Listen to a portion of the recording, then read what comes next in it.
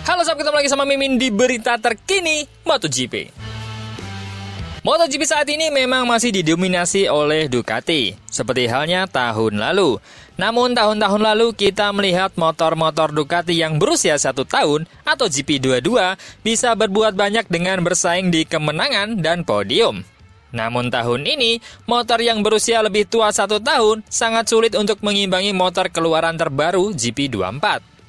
Dalam balapan kemarin, GP23 menunjukkan taringnya dengan mampu memperoleh hasil baik.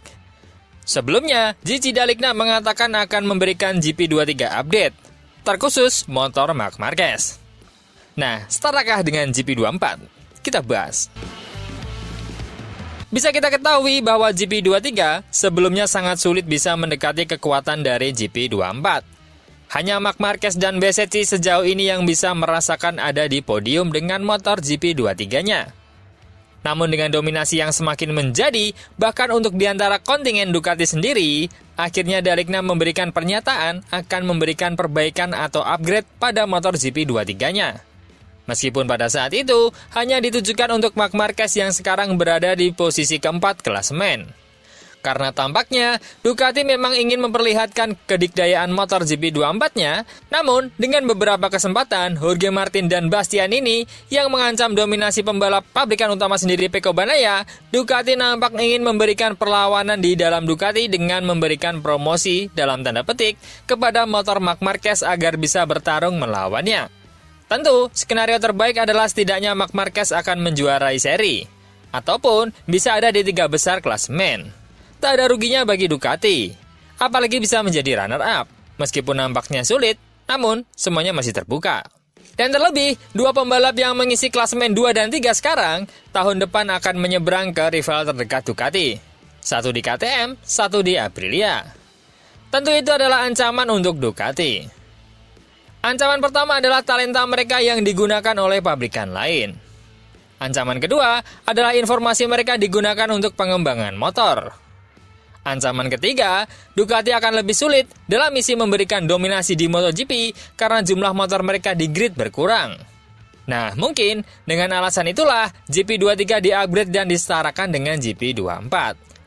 Agar kita lebih sering melihat pembalap-pembalap GP23 seperti Marc Marquez, Di Gia, Alex Marquez, dan Bezzecchi bertarung di sisi depan bersama GP24.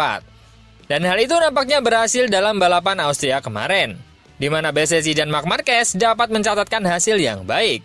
Bezzecchi yang biasanya sangat rumit dan sangat sulit untuk memaksimalkan motornya, kemarin nampak sekali bisa berada di zona 10 besar dengan nyaman.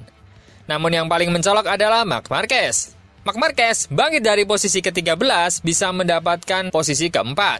Dengan berarti, Marc Marquez menyalip 9 pembalap di depannya dengan GP23-nya. Hal ini pun juga dikatakan oleh adiknya Alex Marquez. Dan dia berkata, Marc Marquez dengan mudah bisa menjadi nomor 4, karena motornya memiliki kecepatan untuk bisa mengamankan podium sebenarnya. Namun hal itu gagal karena insiden yang harus terjadi pada saat start. Selain device-nya rusak, juga tabrakan dengan Morbidelli yang membuatnya terlempar hingga posisi ke-13. Namun, dengan motornya yang kencang, akhirnya dapat memperbaiki posisi. Sebelumnya, Marc Marquez juga mengatakan dia tidak lagi tertinggal 2 atau 3 langkah di belakang pesaing gelar MotoGP Francesco Bagnaia dan Jorge Martin. Hal itu diutarakan setelah menunjukkan kecepatan yang kuat dalam latihan Jumat untuk GP Austria.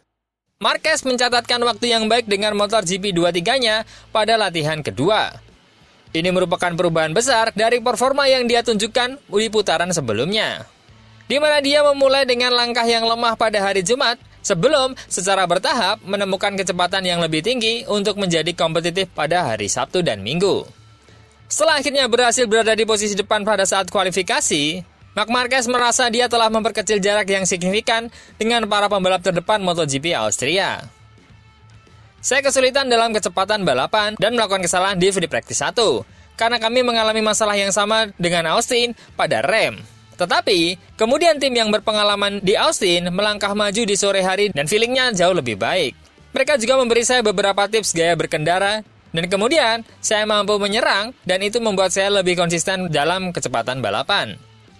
Saya merasa baik-baik saja. Feeling saya terhadap motor jauh lebih baik daripada balapan-balapan sebelumnya.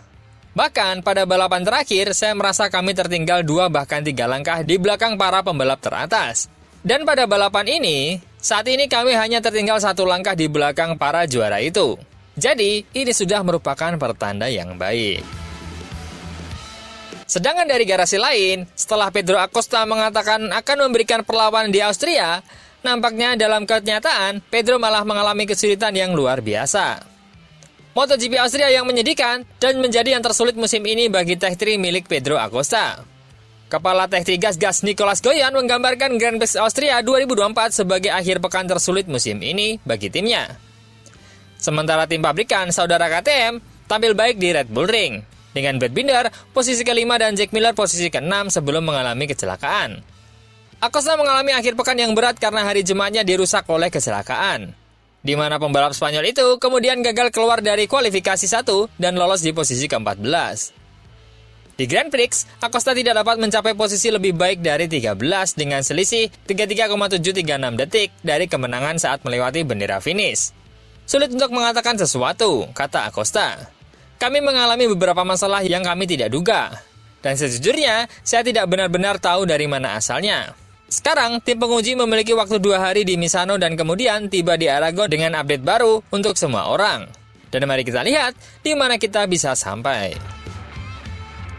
Sedangkan dari musuh Ducati terdekat lainnya, Aprilia, Vinales mengungkapkan hal tentang Aprilianya. Maverick Vinales tunjukkan kelemahan utama Aprilia. Kesenjangan dengan tim lain dalam GP terakhir tak dapat diterima, kata Massimo Rivola.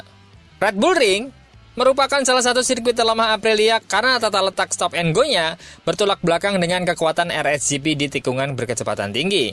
Seperti yang terjadi baru-baru ini, Aprilia menunjukkan performa yang kuat dalam sprint, dengan Alex Espargaro berada di posisi ketiga setelah Marc Marquez tersingkir dari posisi kedua di akhir. Namun di Grand Prix, Vinales tertinggal 24,322 detik di belakang pemenang lomba Vesco Bagnaia di urutan ke-7. Sementara Espargaro tertinggal di urutan ke-8 dari Franco Morbidelli. Setelah memberikan peringatan mengenai degradasi ban, Vinales telah mengidentifikasi pengereman sebagai area utama yang perlu diperbaiki Aprilia. Kami memahami apa yang kami butuhkan. Pada dasarnya, masalahnya terletak pada rem. Saya pikir yang kami pahami dan saya rasakan adalah kami tidak memberikan beban yang baik pada ban. Jadi, kami tidak mengeluarkan performa maksimal dari ban depan. Entah mengapa, hal itu membuat Anda merasa tidak enak, terutama selama balapan ketika segalanya menjadi lebih panas dan tekanannya meningkat. Jadi, penting untuk mengatasinya di Aragon. CEO Aprilia, Massimo Rivola mengatakan timnya sudah mengumpulkan sejumlah data penting untuk dianalisis, tapi tetap gagal mengejar ketertinggalan daripada para pesaingnya.